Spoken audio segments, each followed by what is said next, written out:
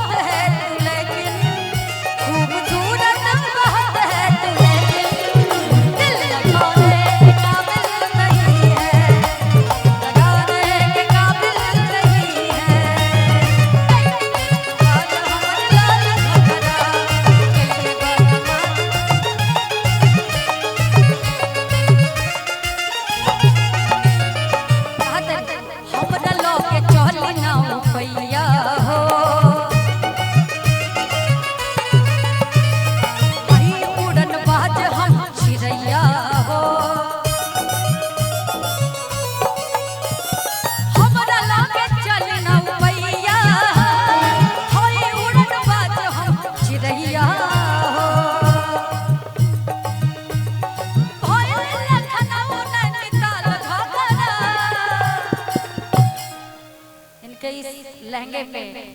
अरे भाईल नैनीताल लखनऊ झगड़ा ए चांदनी रिया जी अरे तुम तो ये धोखेबाज तुम तो धोखेबाज हो वादा करके भूल जाते हो तुम तो धोखेबाज हो वादा करके भूल जाते हो रोज रोज तुम जो सनम ऐसा करोगे रोज रोज तुम जो सनम ऐसा करोगे हम जो रूठ जाएंगे तो हाथ मगो तुम भी बड़ी चालाक